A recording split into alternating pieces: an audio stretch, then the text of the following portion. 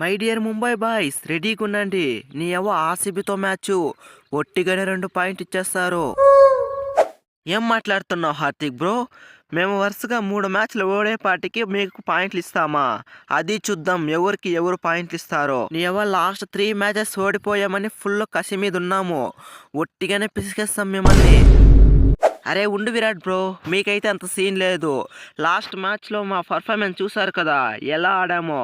నీ ఏవో అలాగే ఆడతాం. ఈ మ్యాచ్ మిమ్మల్ని పిసికి పారు దొబ్బుతాం.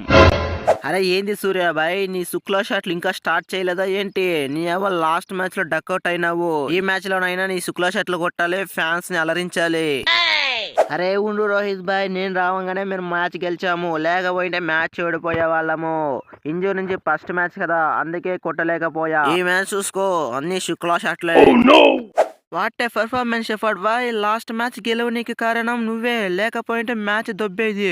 నీ ఏవో లాస్ట్ ఓవర్లో ఆ 6లేంటి ఆ 4లేంటి దంచి కుమ్మావు. ఈ మ్యాచ్ కూడా అలాగే కొట్టాలి, ఆర్సీబీని ఈజీగా పిసికి పారాలి. అరే అంతే పాండ్యా బ్రో, ఇక చూసుకో పిసికి పారు దొబ్బుతా.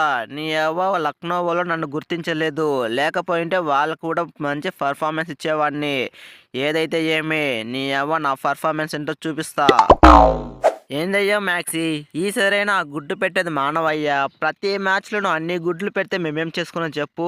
నీ అవ్వ ఒక మ్యాచ్ అయినా ఒక 30 రన్స్ అన్నా కొట్టవయ్యా. విరాట్ బ్రో, ఈ మ్యాచ్లో అయితే కన్ఫామ్ హాఫ్ సెంచరీ ఉంటుంది, నువ్వైతే ఫిక్స్ అయిపో. నీ ఎవ దంచి కుమ్మిడే.